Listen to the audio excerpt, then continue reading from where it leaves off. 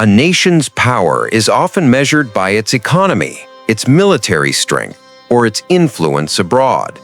Yet the most enduring foundations of national strength rarely show up in statistics. They are hidden, intangible, the moral choices leaders make, the trust institutions inspire, and the shared mindset of the people themselves. Russia is a nation that has been tested repeatedly by wars, political upheavals, and seismic economic shifts. Its survival is not simply a story of tanks or trade agreements, but of a deep cultural mindset forged across centuries that has shaped resilience in ways the outside world often misunderstands. Today we're asking, how do Russian values and leadership choices impact the nation's ability to recover from political crises? And what does this tell us about the hidden architecture of national power itself? Welcome to Nations and Notions. I'm Professor Elias Hawthorne, and together we'll explore how values, ethics, and collective morality shape the fate of nations. Prepare to see Russia and the forces that sustain it in a way we've never considered before. To understand Russia's mindset under pressure, we must first travel back in time, not to the recent post-Soviet decades, but to the centuries that created a cultural DNA shaped by survival, hierarchy, and communal resilience. From the harsh winters that defined peasant life to the political centralization of the Tsarist era, Russians learned early that endurance often mattered more than strategy, and loyalty, both to one another and to institutions, could decide life or death. During a Mongol yoke, for instance, Russian principalities endured decades of foreign domination. Yet rather than fracturing entirely, local systems of governance and community responsibility adapted, creating networks of moral and practical resilience that persist even today. Fast forward to the 20th century, the 1917 revolution shattered centuries of monarchy, and yet Russia endured the chaos that followed, emerging, eventually, under the Soviet regime with a uniquely disciplined collective culture that prized loyalty, strategic patience, and national unity. Here we find the roots of a mindset that values the endurance of the state and the moral obligation of citizens to the collective over the individual, a duality that would define crisis recovery for decades to come. The collapse of the Soviet Union in 1991 was more than an economic shock. It was a moral and psychological earthquake. A superpower that had commanded the loyalty and fear of millions suddenly faced a crisis of legitimacy. Cities that had thrived under centralized planning saw factories close overnight. Social services vanished. For many, the very notion of Russia as a coherent national project was in question. Yet remarkably, Russia endured. Not because institutions were flawless, far from it, but because the cultural mindset of adaptation and communal responsibility had been hardwired over centuries. Families relied on extended networks. Local leaders improvised solutions where Moscow could not provide. And at the top, leadership began navigating a delicate moral and political calculus: restore legitimacy, rebuild trust, and signal to the populace that survival and recovery was possible. Here's a surprising fact. During the 1990s, Russia's GDP fell by nearly 40%, yet voter turnout remained relatively high in many regions. Civic engagement persisted, not as blind loyalty, but as an expression of collective responsibility, a psychological commitment embedded in the Russian ethos.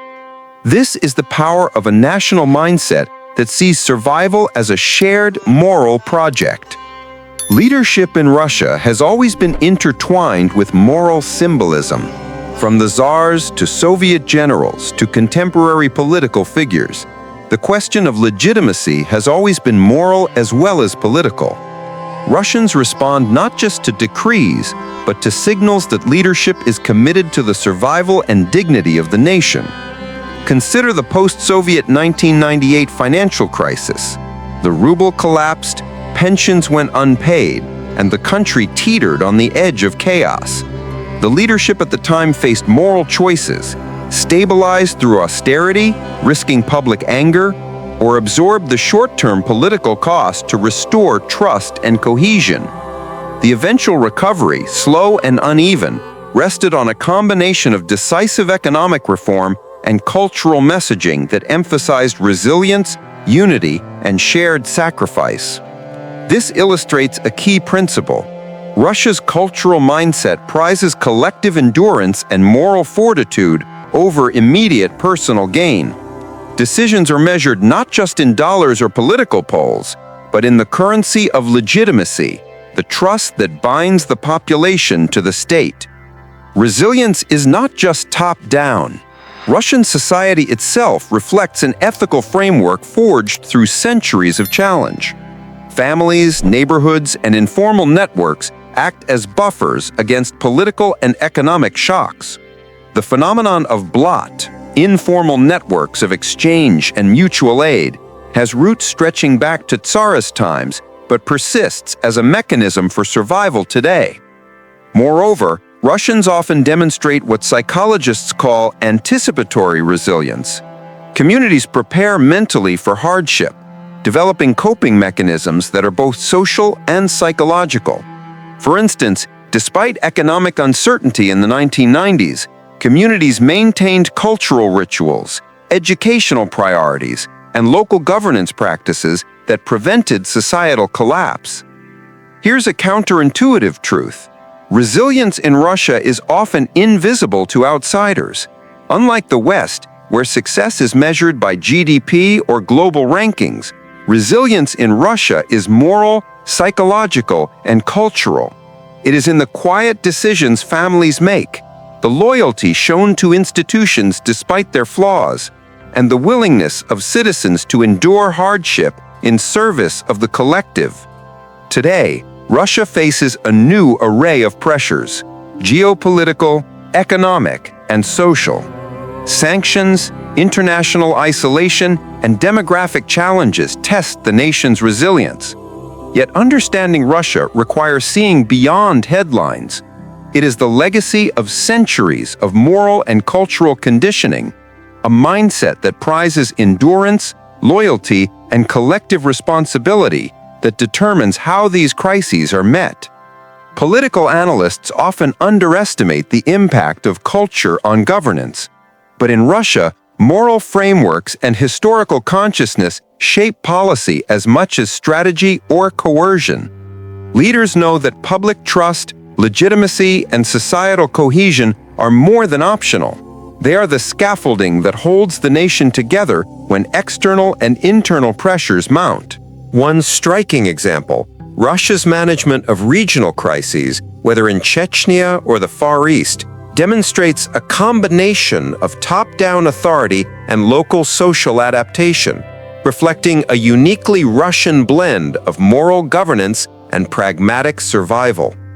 The result is a society that can absorb shocks, maintain cohesion, and eventually restore equilibrium, even when conventional metrics suggest fragility. So what can we, as observers of global affairs, learn from Russia's cultural mindset under pressure? First, resilience is moral as much as it is structural. Institutions and leaders must earn trust, not just wield power. Second, shared values and collective responsibility create psychological buffers that allow societies to endure crises that might otherwise fracture them. Finally, history and culture shape decisions in ways that statistics alone cannot capture. As we reflect, it becomes clear that the fate of nations is not determined solely by armies, economies, or borders. It is molded in the choices of leaders, the integrity of institutions, and the ethical and psychological frameworks of the people themselves. Russia's story reminds us that cultural mindset, the invisible architecture of society, often determines whether a nation rises from crisis, preserves credibility, and develops resilience, or succumbs to pressure and fractures. In exploring Russia's cultural mindset, we've seen that resilience is as much a moral and psychological phenomenon as it is a political or economic one. The decisions of leaders, the endurance of institutions, and the collective mindset of citizens combine to form the hidden scaffolding of national survival. Where global morals meet modern realities, we see that strength is not only what a nation can wield externally, but how it endures internally, in values, in trust, and in the shared moral vision that guides its people. Thank you for joining me on this exploration. If you want to continue uncovering the hidden forces that shape nations, subscribe to Nations and Notions. Together, we'll keep uncovering the stories beneath history, culture, and governance. The stories that reveal not just what nations do, but why they endure. Hit the subscribe button and turn on notifications to explore more episodes on how values, ethics, and culture shape the fate of nations around the world.